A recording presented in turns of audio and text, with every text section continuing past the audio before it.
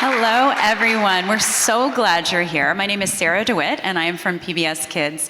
And we are here to talk about the power of media for education, specifically around civics. We have some amazing panelists here. I will tell you more about them in a minute. But I wanted to start with media. We're going to be showing you some clips today. So let's roll our first clip. You and me, she and he, we, together with the key to community. I said you and me, she and he, we, together with the key to community. Just take a look around, there are amazing folks to meet. Come and check out what they do as you're walking down the street. Train conductor runs the train. Plumber clears your clogged up drain. Constructor builder builds on high in the sky with a tower crane. Bring it down. Greengrocer sells you fruit, dry cleaner cleans your soup. The lady in the music store gives lessons on the flute. Dog walker walking noodles, the cook is cooking noodles. The baker in the bakery is baking up some strudels. An imam, a rabbi, a church preacher, a lawyer, a doctor, a pre-K teacher. There's a storyteller, a lemonade seller. That student goes to school, she's an awesome speller. A Girl Scout troop, an a cappella group, a volunteer at a kitchen serving soup. These are the people that you greet when you're walking down the street. They do important jobs and they make our town complete. Say it! You and me, she and he, we, together with the keys to community.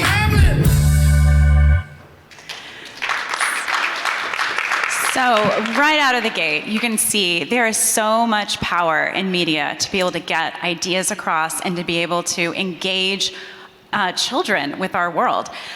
We know that civics education is on the decline in the US right now. I have some stats here that in 2010, there was a big turning point in how things were funded in schools. Before that, the federal government spent about $40 million a year on civics programs for public education.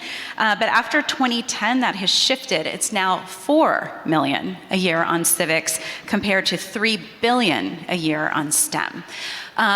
So lots of things have shifted in this last decade in terms of how kids understand government, how they understand the way that community works. And I'm sure many of you have heard the stories over this last year about 8th graders not knowing the 3 branches of government, about there just being a real decline in kids' understanding. So public media has always been a place that has been paying attention to how kids can get ready for school and what things they need to know to be an informed citizenry. And so we at PBS have a company-wide initiative where we are talking about civics and trying to really help get more information about civics out. But I'm from the PBS Kids team, and that is kids ages 2 to 8. And so part of what we've been doing is thinking about what are those foundational concepts that kids need to understand in order to grow up to be an informed citizenry and in order to be a good neighbor within the communities they live in. And so for early childhood, it really starts with who am I, how do I fit within my family, and how do I fit into my community? And beginning to understand some of those structures, school, community centers, libraries, those kinds of things are really foundational. We work with a lot of advisors, and we develop some learning frameworks that kind of help guide our producers. But we also, public media is made up of member stations all throughout the country. And those stations then take this work out on the ground. So I want to just make a plug right here, right now. If you are not connected, if you're an educator and you are not connected to your public media station, look them up. They likely have resources that you can use on the ground in your communities. And everything that we're going to share today is also on pbslearningmedia.org. That is a resource for teachers to be able to access clips that can be used in the classroom. So I'll remind you of that again, but I wanted to get that out right away. So at PBS Kids, we're going to be addressing civics in a variety of different ways over this next year and leading up to 2026 as well. And so I want to introduce you to our amazing panel. We have some incredible experience in front of you here. So right here to my left is Kay Wilson Stallings. She is the Chief Content Officer, Chief Content Executive, I'm got it right, at Sesame Workshop. Sesame Street is right here on the panel with us today. Yes, for Kay. Next to her we have Mariana Diaz-Vianchek. She is executive producer of the PBS Kids show Rosie's Rules, which is a social studies show for kids. She also had worked on Dora the Explorer, and she is a teacher at NYU. So let's introduce. And finally, down here we have Erin Augenblick. Erin has been with Augenblick Studios and Future Brain has been developing a show for PBS Kids called City Island. We'll be telling you more about that in a minute. But also, you have seen a lot of Erin's work on Adult Swim and Comedy Central. Really brilliant animator. We're thrilled to have him in the PBS Kids family. So very excited to have them here. And I thought we would start by really, let's just go down the list. You're all really passionate about projects, about civics. And PBS did not reach out to these three folks and say, we want to do some civics content. We knew we wanted to do some things with civics. We were working on our social studies and civics framework. And then they pitched ideas to us. And when they came in, we were so excited to get to move forward. So let's start with UK. Can you tell us a little bit about Together We Can and what Sesame's doing with civics? Sure. So for us, civics was really exciting because at the workshop, we've identified 4 impact priorities. They're things that we feel are really key to helping children grow and thrive, and we feel like they're really important areas in which to focus, and civics covers 2 of those 4 areas. So one of the areas is self-identity and belonging, where we want to help children understand and develop a positive self of themselves, and then develop a appreciation for diversity. And then the second area is foundational skills and knowledge, which is like those kind of academic skills like numeracy and literacy. So civics literacy is part of that. So for us, civics is really a natural progression into those 4 impact areas that I'd mentioned. And then also when we think about the children that we're serving, the content that we're making is for children 4 to 8. So that's that alpha generation, the only generation that's been born in the 21st century. And already they are the most diverse in terms of ethnicity and culture and religion and from different kinds of family structures. And they're already civically minded. They think that they're going to rule the world, and they think that the decisions that they're making today, that they can make a decision that has an impact on all of us. And so it feels like a natural progression for us at the workshop to really lean into civics, and we were so excited to be able to partner with PBS Kids on these. And I think we have a sorry. Let's show some video. So we literally just started shooting last week. So this is rough. So you'll see some lip flap that's kind of not right, but just take that for the fact that it's rough, and we cobbled it together for today just to share it with you. We're making 20 music videos, and this one is all about being a member of the community and how every little thing that we do can, in terms of participation, can make a difference. So this is being a member of the community. I'm sorry, I don't remember the exact title, but that's what it's about. So roll the clip. The first to see it. Neighbors, classmates, family, friends, everybody sharing the space we're living in. Let's join in our communities, we can share responsibilities we all can be. The ones to aid, assist, and be community helpers. By holding doors and lending a hand to our neighbors. Share with classmates our school supplies, or passing out books, other tools to try. Can be giving to someone that may be in need, and encouraging our friends they can follow our lead. From picking up trash to recycling paper and planting trees, showing our community favor. Collect and donate food and clothing, any games or toys we may be holding. We all work together, we all belong. Taking action together makes community strong. We're all members of community. We're all members of community. It's all volunteer. It's all volunteer. Let's all participate. Let's all participate. We all belong here. We all belong here. Let's all work together. Let's all work together. Let's do it today. Let's do it today. Our community is kind. Our community is kind. We all participate. Help our community, all can do it. Everyone can participate, all included. From making donations to planting trees, we all belong, so let's all do the things that can build our communities. Today is the start. Improving as we go, always doing our part. Like planting and caring for community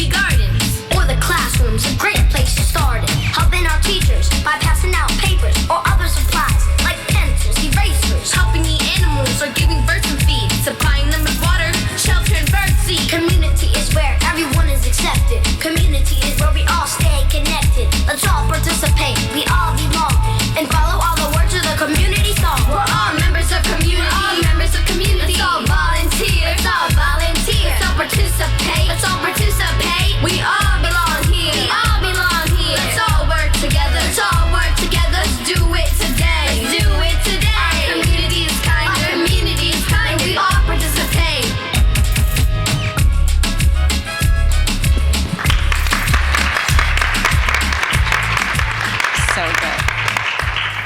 And I love that this is really hitting on one of these pieces in our framework about how do you empower kids? How do you make them feel like they can play a part, right?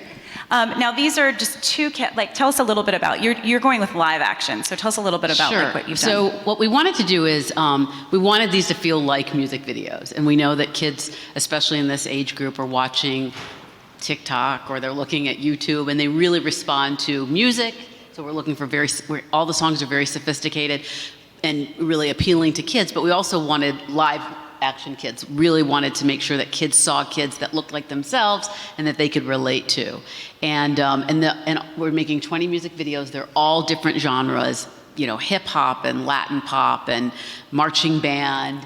And we know that kids do love music, and we know that they have a sophisticated palate, and so we wanted to lean into that, but making it again still, you know, accessible to them, and really making sure that it's something that they would really want to listen to, and hopefully also listen to with their parents, that their parents would enjoy as well. That's fun. All right, let's move down to Mariana and talk for a minute about Rosie's Rules. Now, Rosie's Rules has been on PBS Kids the longest, so I hope some of you have seen it, but why don't you give us just a little overview of the show? Sure, I'm so happy to be here, and those are some talented kids, my goodness. So Rosie's Rules is targeting a younger age group. It's for preschoolers, ages 3 to 5 about. And we like to talk about the show in terms of 3 C's, and it's sort of our recipe, which are comedies, I would say first and foremost, but the other 2 are equally important, which are the curriculum. We'll talk much more in detail about that. And the other one is culture. And the way that these 3 come together is key to how the show works, and I think why it's resonated so much with the audience, and hopefully will continue to resonate as we go into season 2. So from development, these 3 elements come together through people participating in the conversation. So the team of people that come together, starting with the creator, Jen Hamburg, and the director of research curriculum, and myself sort of expressing the culture side of things as well. We brainstorm what the show is going to look like in development, but then we also talk about how the stories are going to touch on those 3 things, and how are we going to meet kids where they are. So the series, just telling you a little bit more for those of you who are not familiar with the show, it's an animated series for preschoolers, and it features a Mexican-American girl who's part of a blended family with, and it's also a diverse family, and the mother is from rural Wisconsin, and the father is from Mexico, and together they live in Texas, in suburban Texas. So that she's starting to learn, and you were pointing at this, about herself and then about her family, but now she's starting to learn about the world outside of her family walls. So that's the basis of civics, and there's plenty of opportunities for us to tell stories and present the curriculum in a way that's exciting for kids. And again, just going back to comedy, there are situations that are very comedic, and it all starts from the perspective and POV of a little girl who's Rosie.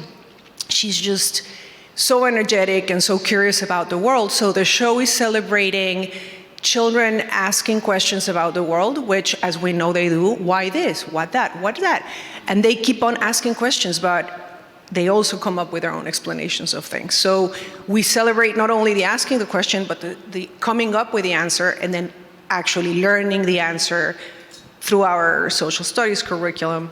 And then kids really like it, because social studies is just their social world. So they're interested in the natural world, but they're also interested in the social world. And they're learning as they're living life, they're learning all these concepts. So we're leaning on what they're already experiencing in the world around them. I'm very passionate personally about the voices that come together in the project, and as a Mexican American myself, just bringing my experience into the life of who Rosie is as a Mexican American is really important, and that's why it feels to me so authentic. I hope that it also resonates with people that have that background and kids with blended families. So to Kay's point, just having the opportunity to present to kids realities that mirror or reflect their own reality in any way, shape, or form is important. So I think we're succeeding at that, and that's the basis for civic teaching, I think, that we'll get to talk more about. And that relatability, I think one of the things we've been hearing from a lot of parents is about the humor, how funny this is, because we're starting with that preschooler's hypothesis of how something works, and then working through the process. So, you know, one of the famous episodes that we hear the most about is when Rosie believes that she can mail her cat to her abuela in Mexico. And just going through that process, parents are saying, oh yeah, my kid comes up with things like this all the time. And kids recognize too, like, this is really funny. But also, it's encouraging them to come up with a hypothesis. Yes, and they make use of information that they have, or they just simply go into their wildest imagination. And the questions are coming mostly from the creators as kids when they were Rosie's age. But we were all asking those questions when we were kids, and our kids are asking those questions and coming up with those explanations. So it is exciting, and it's very reflective of the kids' realities, I think. So Erin, let's go down to you. City Island is a short-form series that launched on PBS Kids. It's a pretty amazing world. So why don't you tell us about it? Thanks, Sarah. Thanks, everybody, for having me. This is exciting. And I'm just so impressed by these people that I'm on the panel with. And anyway, so City Island is a show I created. As Sarah said, I have a studio called Auglick Studios that this year is actually our 25th anniversary. And it was about, thank you, we've always been based in Brooklyn, and I'm an animator myself, and about 5 years ago, a little pre-pandemic, you know, you feel existential about your life, and what have I done, what have I not done yet, and really the one thing that I always wanted to do that I hadn't really done was to make a really good kids show, like all the shows that inspired me, like Sesame Street, Mr. Rogers, Looney Tunes. There was all these shows that were just so important to me, and I really always wanted to make one. So, you know, I got in a room with all my favorite artists and creators, and we just brainstormed, like, what is your dream show? What is the show you always either wanted to make or see?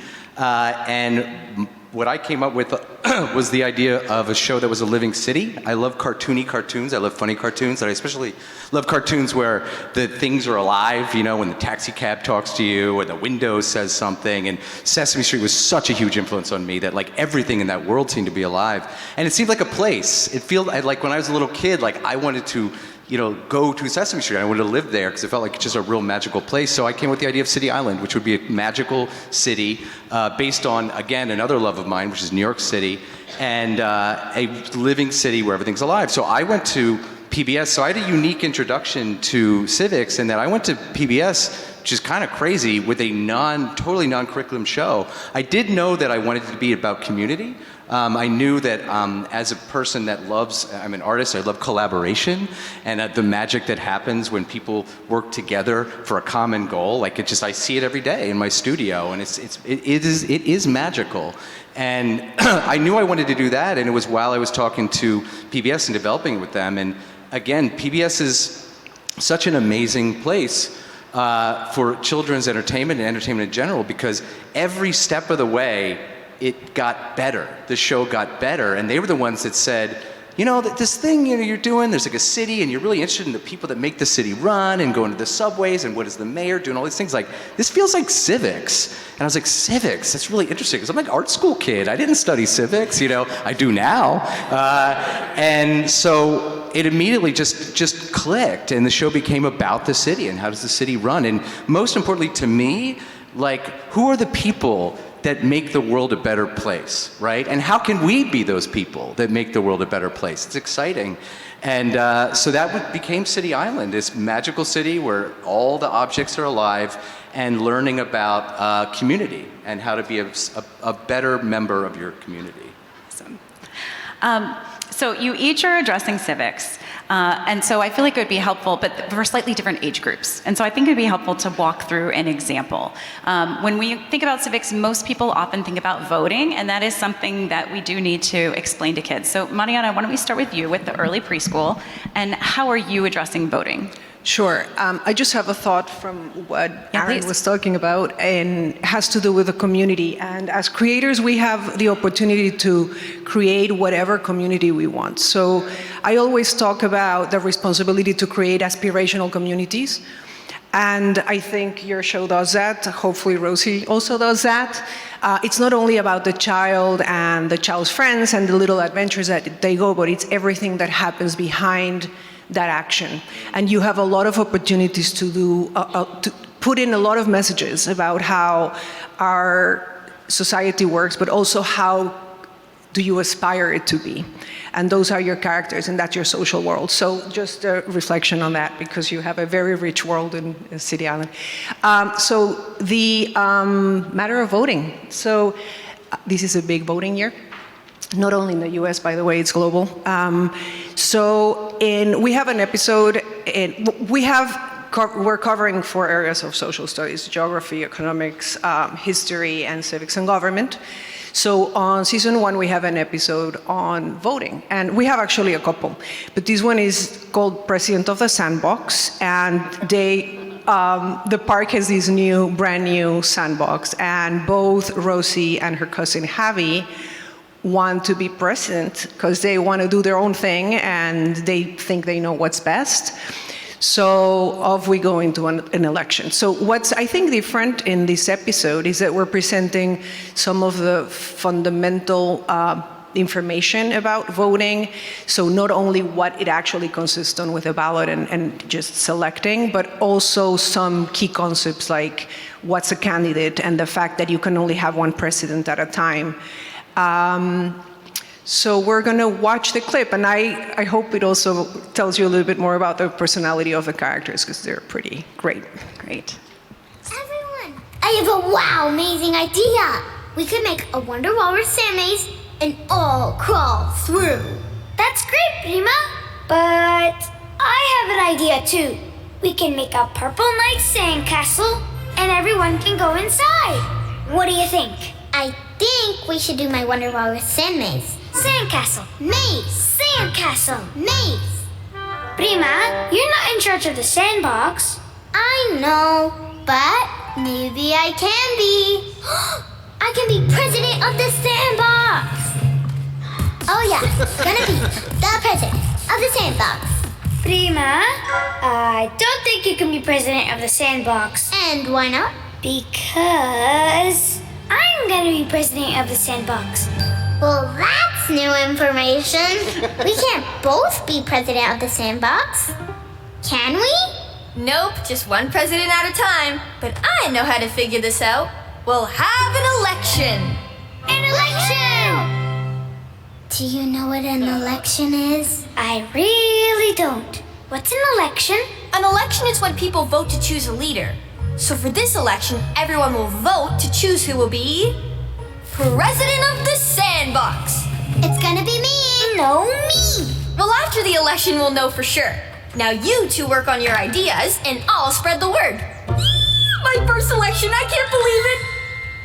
Everyone, I have a We can wow, stop there. amazing idea. Thanks. We could make. One of the things I also love is that they learn that they can only vote for one candidate, because that's another good voting lesson that preschoolers don't know. So Rosie's Rules is focused on preschool. So let's go to the next age group. Together We Can is going to be focused on 4 to 8-year-olds. So how are you all approaching voting? So for concepts like voting, and because we're such a wide span between 4 and 8, there's an aspect of the content that we're making that's targeting 4 and 5-year-olds, and then for the older kids, we're targeting the same topic. So, for example, for voting, we're doing a song that's about voting for the things that you vote for in your home. Like you might vote for what movie you're going to watch as a family, or you might vote in your class what you're going to name the pet, what class pet's going to be named. So it's very simple, and it's brought down to that level. But for the 6 to 8-year-olds, what we're doing is we're talking about what is an election, and the whole song is about, it's aspirational. It's like when you turn 18, you get to vote in an election. An election happens once a year, and giving all those kind of more detailed information. So it's like the voting one for the preschoolers is more on their level, and then it's also scaffolding so that when the older kids see that, they remember it, and then when they see the other one that's really about election and focusing on election, they've already maintained what voting is, and now you can take it one step further about this is what an election is, and this is what your responsibilities are once you turn 18 to vote. I hope you all are seeing a theme here: foundational skills that we build on as we grow older. So, Aaron, what about in City Island? I know you've got some things in episodes, but also a music video. Yeah, tell us about voting. I can say we're working on the second season right now, which includes 20 new episodes and 10 new music videos. And yeah, we've done a few things with voting. Even our pilot was actually about voting. They had they realized that they didn't have a town song, so they had a big a talent show where everyone did their own songs. And then at the end, Watt is our main character. He's a little light bulb. And he, says, "Okay, everybody, what's the best song?" And then everyone all just shouts at once. Everyone in the audience, "I like that!" And he's like, "Oh no, what do I do?" And they realize, well, when you have a vote, you can decide. A lot of people can decide together by putting, we explain that. So that was even in the pilot. And then we also do.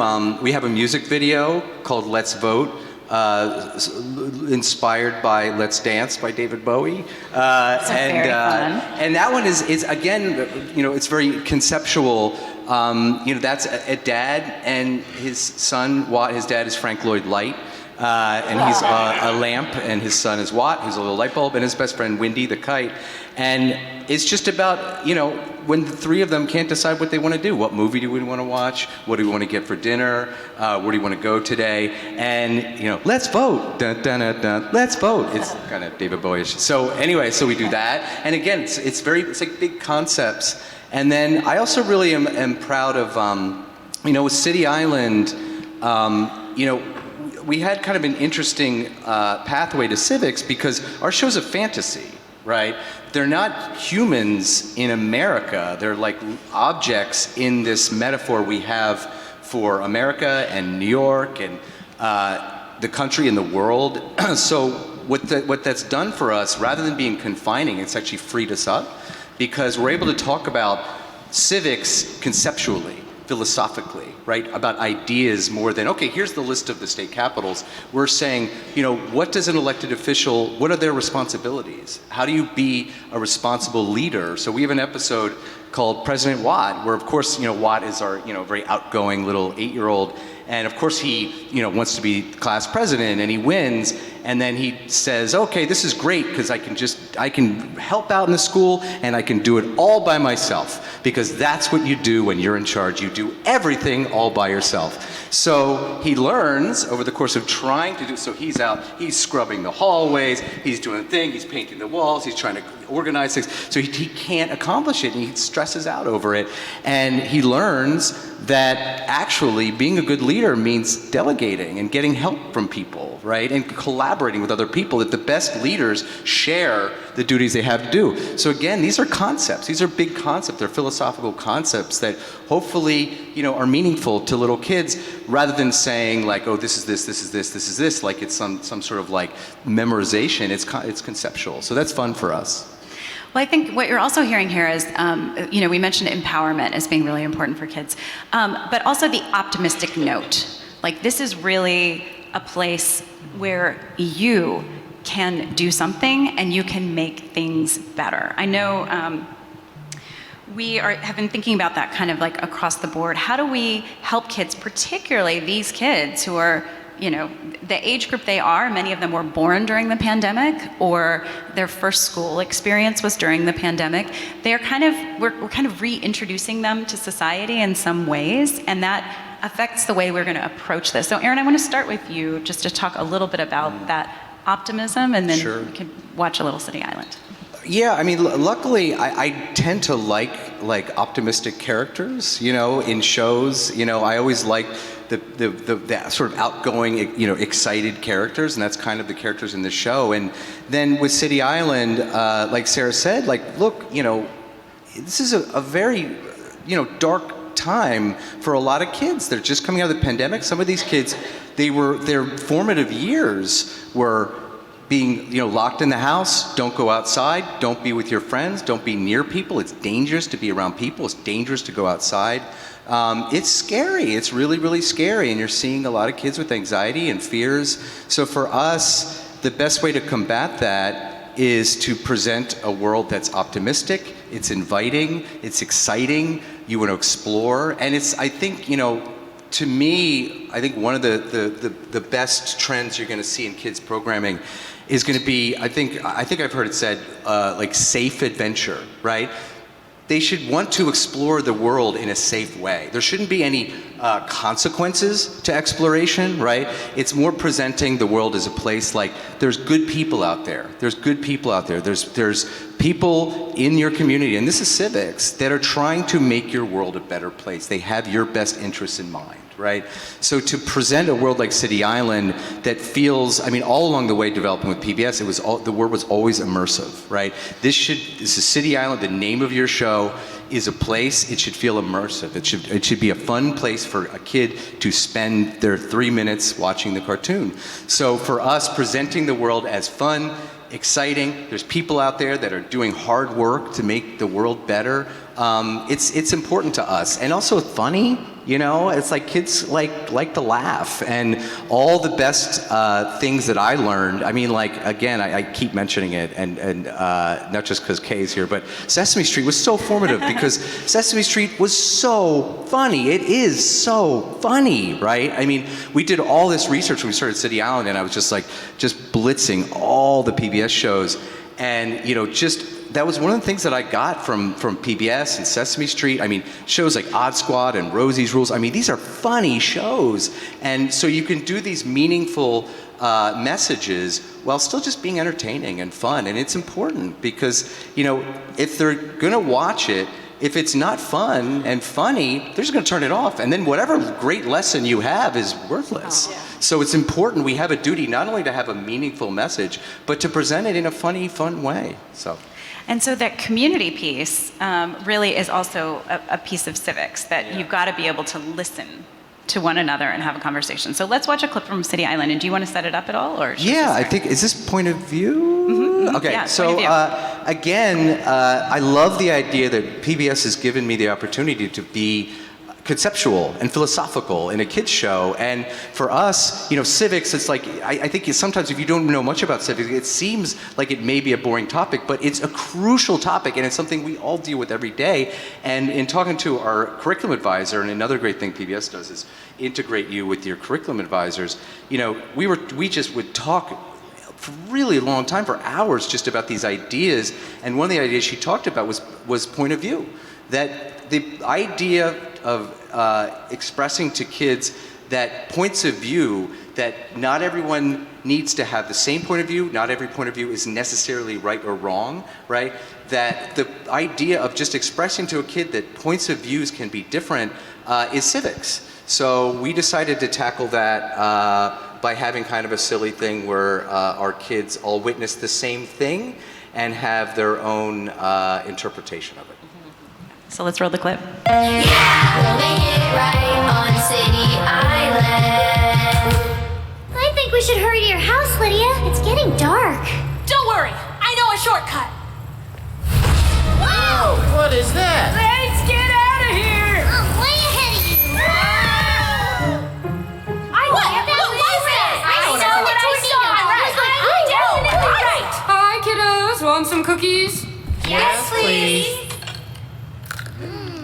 This is ridiculous. There's no way we saw totally different things. Who is right? I believe I have the answer. What did you see, Mark? I know one thing. Arguing won't fix anything. We need to listen to each other and check the facts. That's why I wrote it all down. Let's go investigate in the morning. Also, it's way past my bedtime. This is a lot less scary in the daytime. There it is! The corner. A UFO-themed car wash? We were all wrong. Actually, you were all right in your own way. The UFO that Watts saw was the neon logo of the car wash. The scary glowing eyes that Lydia saw were the headlights of a car getting a bath. And the tornado Wendy saw was a scrubber. Wow! Mark, you were right! When we checked the facts and listened to everyone's point of view, we got a better picture of what happened. Then my job here is done, which is good because my dad is picking me up in 10 minutes. Yeah,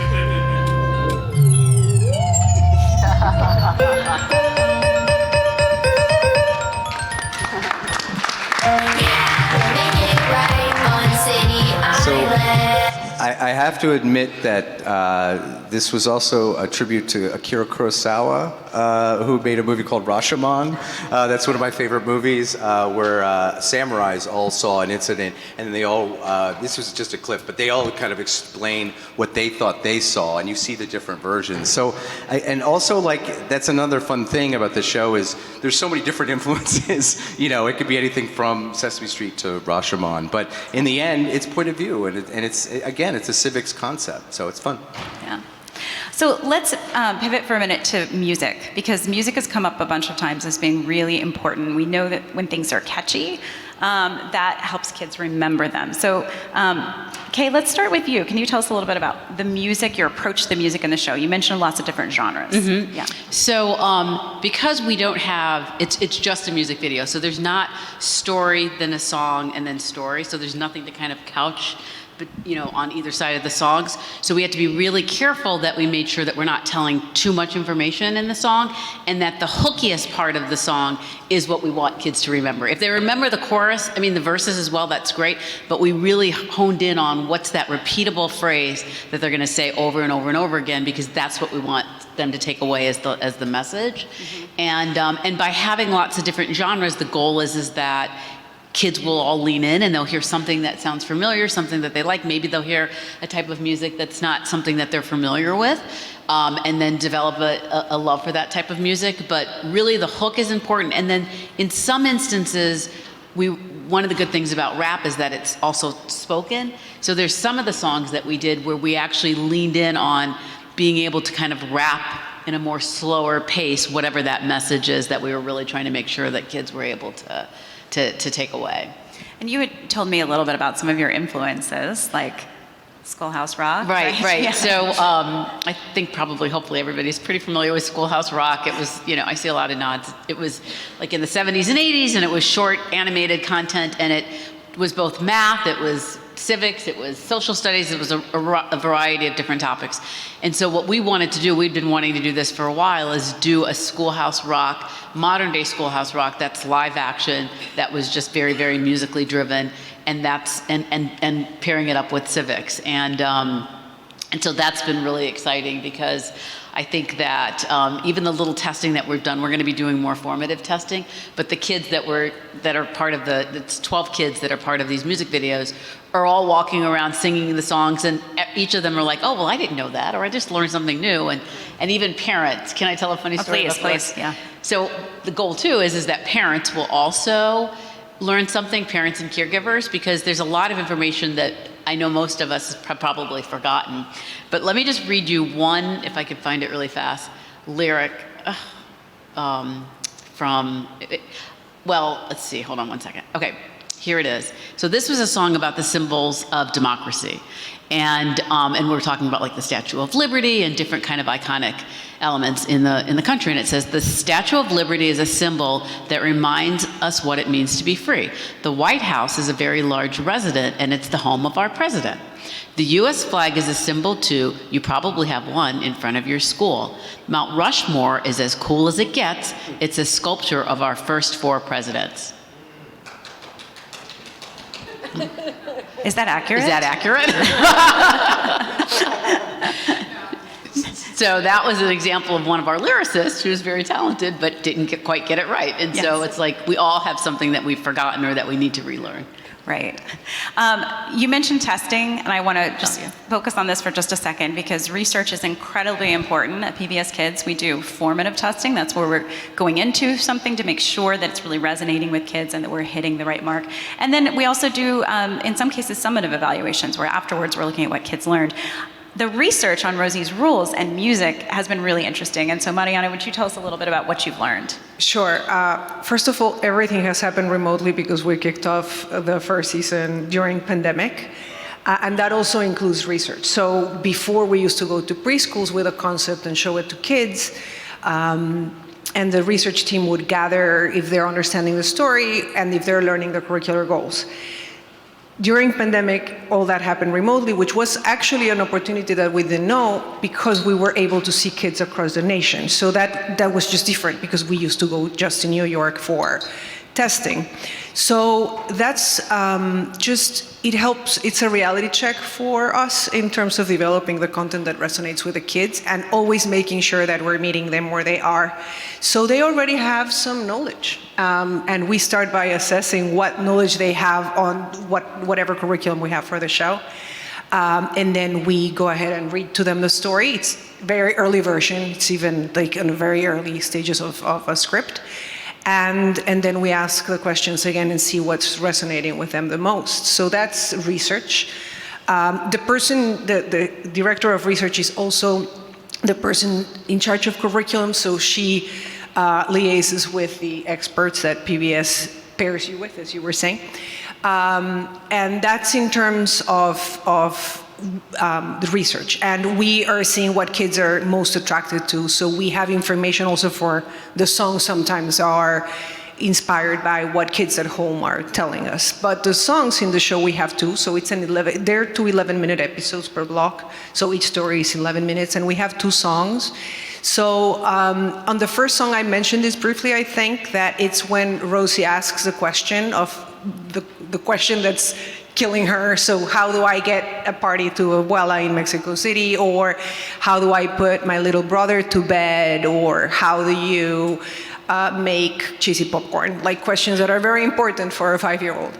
And she kicks off with a song that we call the imagination song, or the I Gotta Know song. So she asks a question and says, I gotta know, and then she breaks into song with information that she has, mostly based off her imagination. So with the male episode, she thought that it was a mouse or a kangaroo that took the mail, and that sort of springboards the adventure and the learning, because she goes off finding out what the real information is.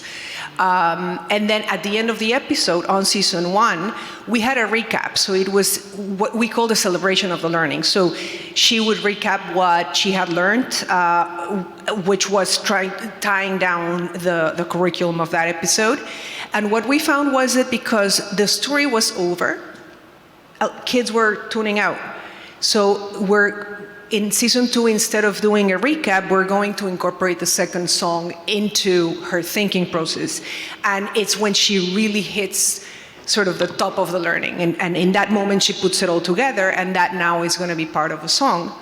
And also, we know that kids love the first song, the I Gotta Know song. It's super catchy.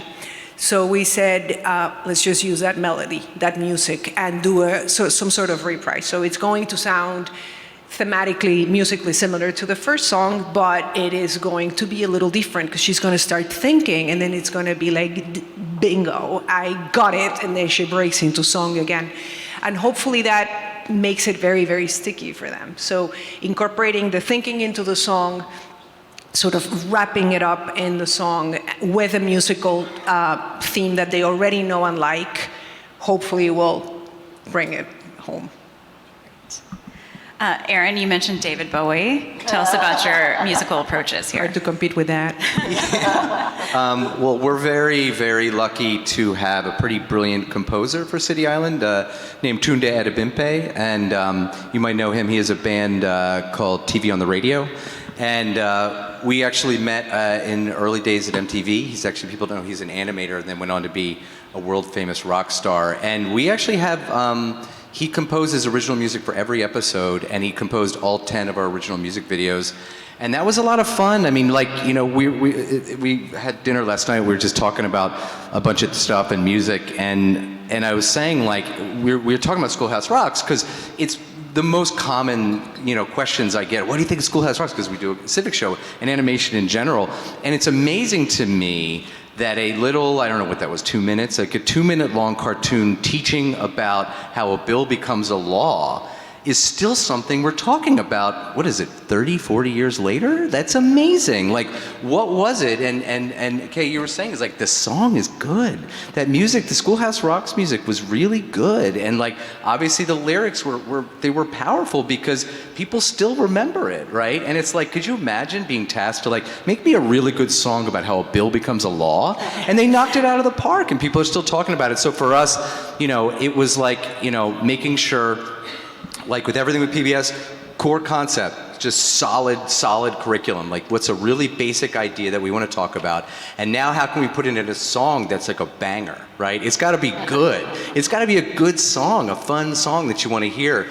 So, you know, it's kind of like we were talking last night, that like, it's interesting because like a lot of these concepts can feel big, like unwieldy for kids, and it's part of what we're, you know, doing is to strip it down, streamline it, make it simple, make it fun, make it accessible, and, you know, for music, and make it really fun to listen to, make it a good song. So I had so much fun. I can't wait for you all to see and hear the music videos that we did this season. But yeah, it was, and as far as genre goes, you know, I have a lot of influences, obviously, like, you know, from cartoons to movies to music, and, you know, Tunde and I were just brainstorming, like, what are our favorite songs, or what are some things, and it was usually always with the show, with the music videos, the seed is always the curriculum. We always start with, okay, what is this, what are we out to talk about?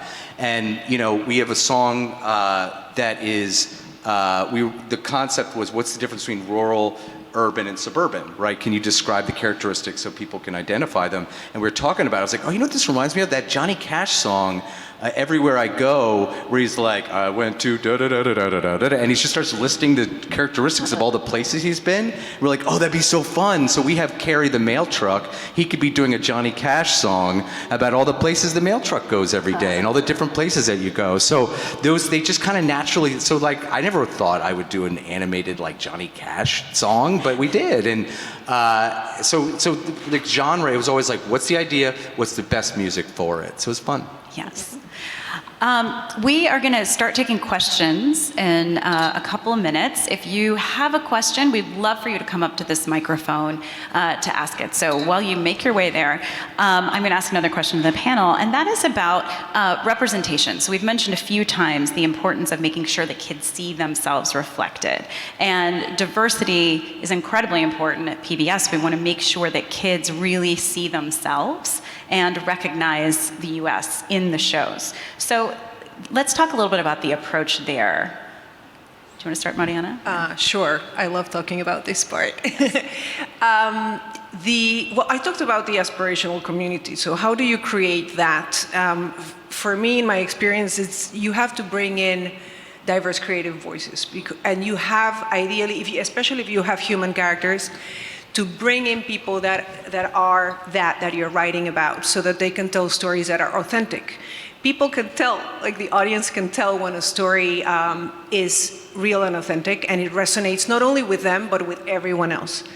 And that's what we're doing at Rosie, and that's why I'm very excited about this project. You know what? I forgot the question because I got so excited talking about it.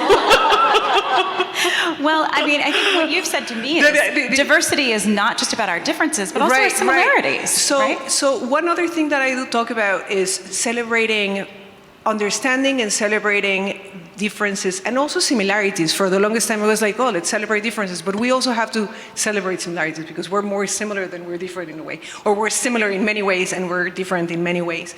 Having a whole community in a show with human characters allows you, well, and non-human too, it allows you to do a lot.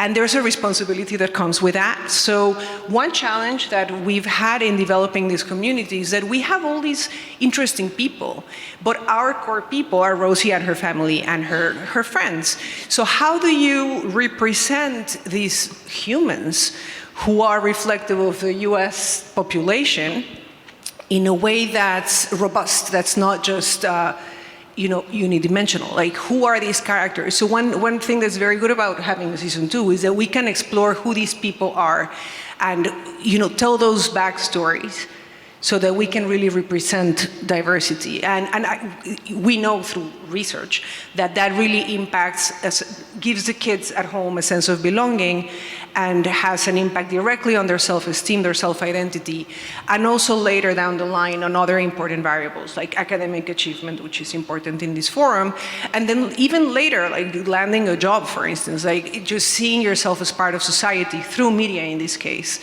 makes a big difference in kids' lives. Kay, can I ask you to also respond? Because, I mean, Sesame Workshop kind of like wrote the playbook on this. So. Yeah, like one of our impact areas is, which we've been really leaning into, as I talked a little bit about earlier, was about identity and belonging and about helping kids, again, not only recognize and have appreciation for themselves, but equally important about diversity and about representation and looking at how to be an upstander, right? One of our songs on Sesame Street, but we also have a song with these music videos about upstanders, about being an upstander for yourself, for your neighborhood, for your community, and standing up. And so it is something that is really important to us. With these, because we wanted to have representation in the kids themselves. And so I do hope and I feel confident that kids will see themselves reflected. Like, it's a very diverse group of kids. And not only from the East Coast, there's others that are from other parts of the country as well. So that was something that was really important to us. I think I saw someone stand up. Yes. Hi, everyone. I came over and gushed earlier. My name is Rachel Davison Humphreys. I'm with the Bill of Rights Institute, and we think a lot about civic and history education across the country.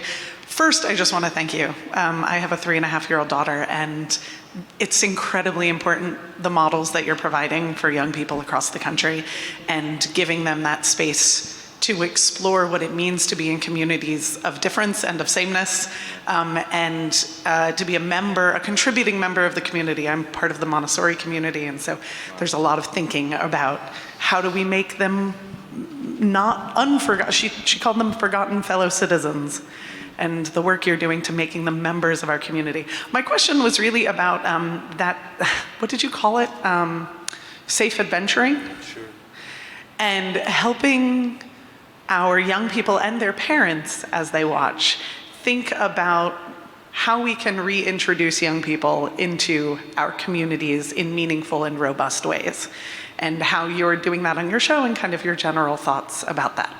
Thank you. Yeah, well, thank you. For us, it kind of touches on, this idea of optimism and confidence. I think, kids feeling safe and confident is important. And I think just portraying a world that inspires confidence, like I said, that there are responsible people in charge of your world that are trying to make it better for you.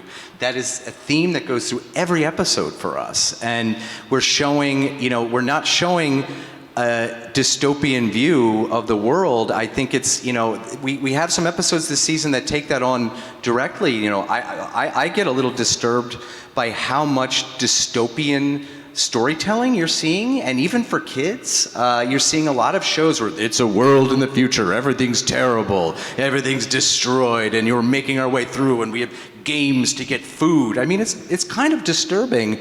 And I really, we have an episode where we do that this season, where they're watching TV and it's this movie, this dystopian, scary movie where there's these living motorcycles surviving, and they're like, oh my goodness, the future looks so terrible. And, Watt's dad, Frank Lloyd Wright, says, no, that's just a movie. That's not how the real future is, right? Actually, in the real world, we're trying to make the future better for everyone. And this is the things that we do. And they go biking around the city, and his dad shows them, this is, these are solar panels, and, these are places that you can go, these are parks that we're building, and all the different things that a city does to plan for a better tomorrow, that there's people doing that. So I think, trying to present an optimistic viewpoint, an optimistic world is just encased in our show, and I know everyone's shows on PBS. Yeah, I was going to go back to the concept of aspirational community. Yeah. When you create a world, you can create any world. So you can create a dystopian world, but you can also create a positive world that kids want to go into and venture and feel safe. So I think that's what we're attempting to do. And I think you've seen today there's also a lot of introduction of trusted adults. Who are trusted adults in your community?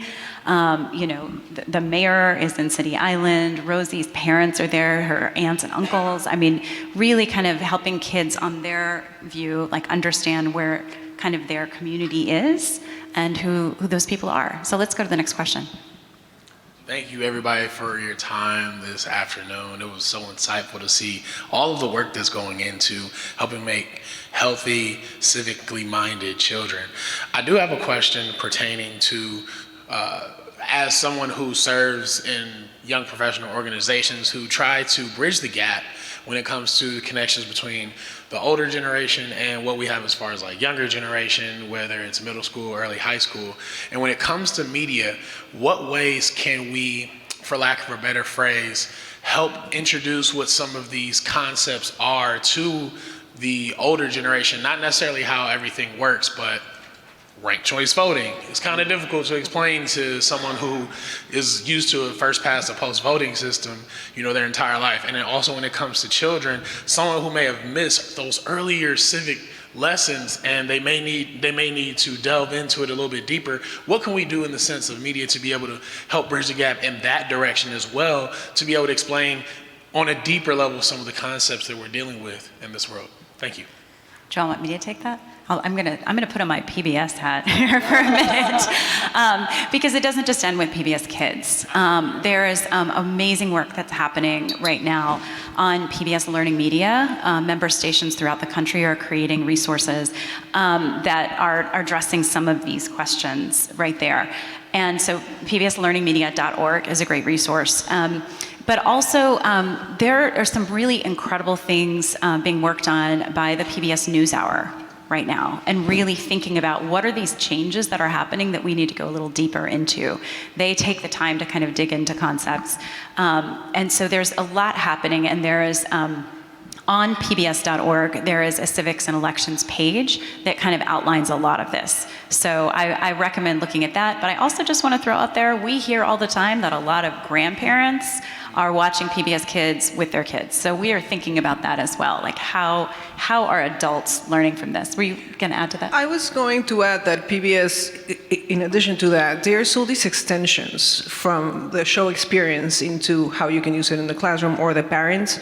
So in a way, I think that taps into what you're saying. So by proposing these activities and these additional materials and just making the community of parents and educators aware of what these materials are, then you're inviting them to the knowledge as well, in a way. And I'll just add that, or just to sort of echo what they're saying, that co-viewing is something we think about a lot, and making sure that City Island is, we're not designing it to be only funny for little kids. It's funny to us, like when we write jokes, when we're in the writer's room, we have to make each other laugh. We're not just sitting there stone-faced going like, well, I guess kids will like it. No, like we're trying to make each other laugh, because funny is funny, right? I mean, kids shows that are funny, that are genuinely funny, will be funny to the whole family. And like the idea of having a show that the family can watch together and genuinely enjoy it together, I think then those big ideas, they can sort of transmit to the parents and the kids, right? Like the episode I mentioned earlier about President Watt, when he takes on this job and decides he needs to delegate. I was so happy when I saw somebody posted on I think it was on LinkedIn saying, hey, I was watching this show City Island on PBS Kids with my daughter, and there was this episode about how to share in responsibility and sometimes delegating when things become overwhelming. And I really took it to heart, and I found it so powerful because I was just dealing with the same thing at my job. And sometimes I have to remind myself, like, oh, no, it's actually a great leadership quality to know when to delegate. And I was like, wow, that's so cool. So, like, that's just definitely co-viewing. And I know, like, all of us, like, we're out to make funny shows, and when you can get the whole family, that's, like, the ultimate. All right, we can have one last question. It's got to be really fast. Hi, PBS friends. Hi. She talked about affiliate stations. Hi, we are them. We're here in Austin. Thank you. I'm short. Oh, so a member station right here, Austin PBS, in the house. So my question goes, actually it's a perfect segue into what you just answered. So as we know, scary things are on TV sometimes, and we know co-viewing is happening. So I was wondering if any episodes or any content, especially in Sesame Workshop, is coming out addressing media literacy and the importance of researching and not always believing what you see. That's another panel. We could do it, yeah. We could do another panel on media literacy. Kay, do you want to? No, I was just going to say it is something that we're developing content for, and we're constantly talking about media literacy and its importance. Yeah. Mm-hmm. And I think all of you are looking at media literacy, right? Yes. Yeah. Yeah, It's part of this curriculum. We're really excited about media literacy this season. You're going to see a lot of it, and I know we're out of time. But yeah, just PBS has been really, really thoughtful about tackling this very tricky subject. So you're going to see a lot. Please join me in thanking these amazing panelists for being here today, for sharing their work with you. You can find all of this at pbskids.org or on the free PBS Kids video app and the free PBS Kids Games app and on pbslearningmedia.org. So thank you so much for being here, and we hope you have a great rest of your conference. Thank you. We're going to hang in the back if you have more questions for us. Yes.